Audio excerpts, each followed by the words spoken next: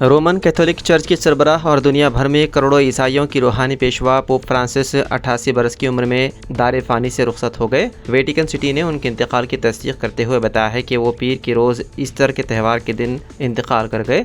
Pope Francis तवील अरसे से सांस के आर्जे में मुब्तला थे और हालिया महीनों में उनकी तबीयत खासी नासाज रही। उन्हें डबल निमोनिया के बाइस कई रोज अस्पताल में जेर इलाज रखा गया। चंद रोज कबल ही वो सेहतियाब होकर अस्पताल से वापस आए थे। इतवार के रोज ईस्टर के मौके पर उन्होंने सेंट पीटर्स स्क्वायर में अवामी इज्तिमा में शिरकत की और मुख्तलिफ रहनुमाओं से मुख्तसर मुलाकातें भी की, ताहम वो अपनी कमजोर सेहत के सबब तवील खिताब ना कर सके। पोप फ्रांसिस साल 2013 में उस वक्त पोप मुंतखब हुए थे जब उनके पेशरो पोप बेनेडिक्ट ने इस्तीफा दे दिया। वो रोमन कैथोलिक चर्च के पहले लातीनी अमरीकी रहनुमा थे और इससे पहले अर्जेंटीनिया के दारहुकूमत ब्यूनस आयर्स के आर्च बिशप की हैसियत से खिदमत अंजाम दे रहे थे। उनके इंतकाल पर दुनिया भर के मजहबी और सियासी रहनुमाओं ने गहरे रंजगम का इजहार किया और उनकी खिदमत को खिराज पेश किया।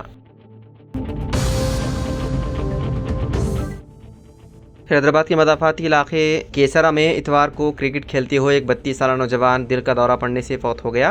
ये वाक़या केसरा के रामपल्ली दयारा में पेश आया। मुतासर शख्स की शनाख्त एम प्रणीत के तौर पर की गई है, जो एक खानगी मुलाजिम और ओल्ड बोइनपल्ली का रहने वाला था। वो हैदराबाद के मदाफात में वाक़ त्यागी स्पोर्ट्स वेन्यू ग्राउंड में एक फ्रेंडली क्रिकेट मैच में हिस्सा ले रहा था कि अचानक उसे दिल का दौरा पड़ने से सीने में शदीद दर्द हुआ और वो मैदान में ही गिर पड़ा। अगरचे कि उसके साथी उसे फौरी तौर पर करीबी अस्पताल ले गए, लेकिन वहाँ पहुँचने पर बाद मुआयना डॉक्टरों ने उसे मुर्दा करार दिया। इब्तिदाई रिपोर्ट में दिल का दौरा पड़ने की मुमकिन वजह बताई गई है। केसरा पुलिस के मुकामी हुक्काम ने वाक़े की तहक़ीक़ात शुरू कर दी है, ताहम प्रणीत के अहले खानों ने उनकी अचानक मौत के हवाले से कोई शुकूक व शुबहात ज़ाहिर नहीं किए हैं।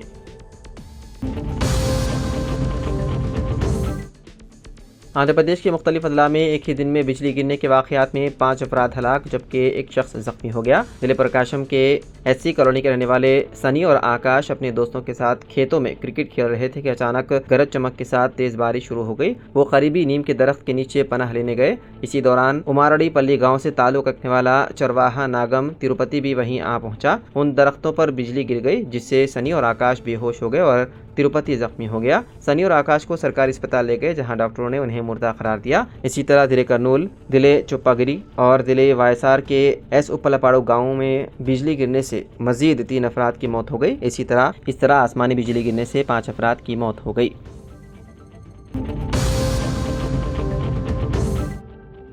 आलमी सतह पर बढ़ती हुई मांग के सबब सोने की कीमत में ज़बरदस्त इजाफा देखा जा रहा है। अमेरिका और चीन के दरमियान जारी तिजारती कशीदगी और डॉलर की कदर में कमी जैसे अवामिल के बाइस सरमाकार दोबारा सोने की तरफ मुतवज्जे हो रहे हैं, जिसके नतीजे में आलमी मंडी में सोने की कीमत में मुसलसल इजाफा हो रहा है।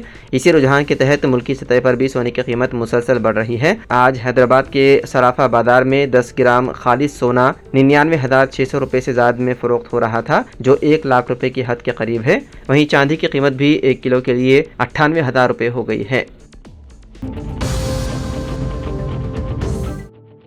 हैदराबाद के मदाफाती इलाके शामिरपेट में तेलंगाना आरटीसी बस की टक्कर से एक नामालूम नौजवान की हो गई मौत। तफसीलात के मुताबिक इतवार की शाम तोमुकुंटा बल्दिया के शामिरपेट कट्टा मैसम्मा मंदिर के सामने एक नामालूम नौजवान सड़क पार कर रहा था। इसी दौरान हैदराबाद से मेटपल्ली जाने वाली आरटीसी बस ने उसे टक्कर दे दी। इस हादसे में वो मौके पर ही हलाक हो गया। शामिरपेट पुलिस ने मुकदमा दर्ज करते हुए तहकीकात शुरू कर दी।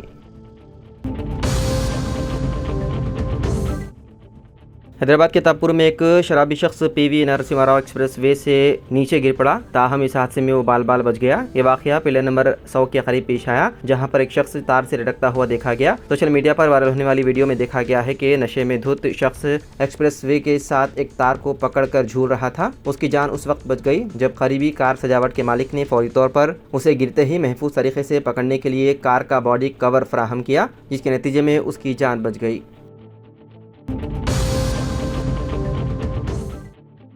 बेंगलुरु में इतवार को पेश आए एक दिल दहलाने वाले वाक़े में कर्नाटक के साबिक़ डीजीपी ओएम प्रकाश को उनकी ही बीवी पल्लवी ने बेरहमी से कत्ल कर दिया। इस वाक़े ने न सिर्फ रियासत बल्कि पूरे मुल्क को चौंका कर रख दिया।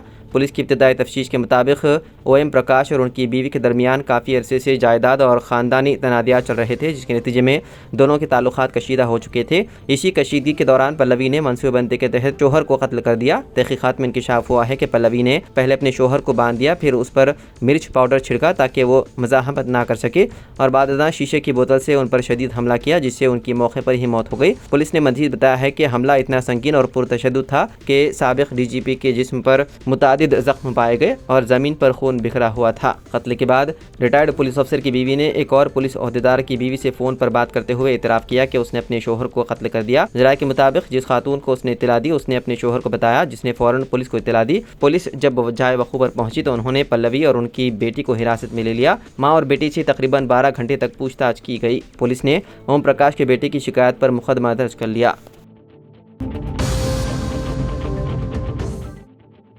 तेलंगाना के मेदक जिले में पेश आए खौफनाक सड़क हादसे में एक ही खानदान की 3 अफराद जाँ बहक हो गए, जिनमें 1 साल का शेख और भी शामिल हैं।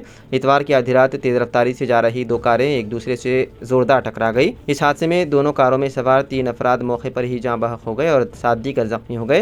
ये वाक़या कोडीपल्ली मंडल के वेंकटरावपेट गेट के करीब पेश आया।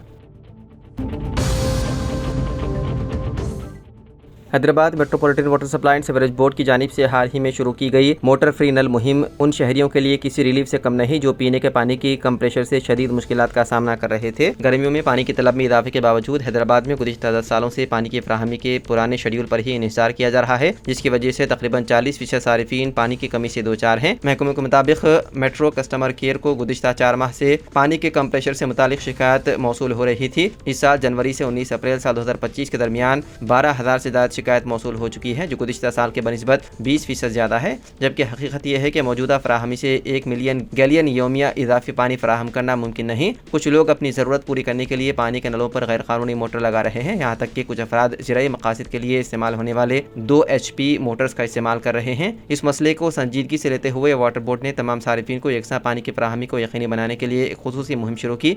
गुज़िश्ता 5 दिनों में 134 गैर कानूनी मोटर जब्त किए गए और 164 अफराद पर जुर्माने आयद किए गए।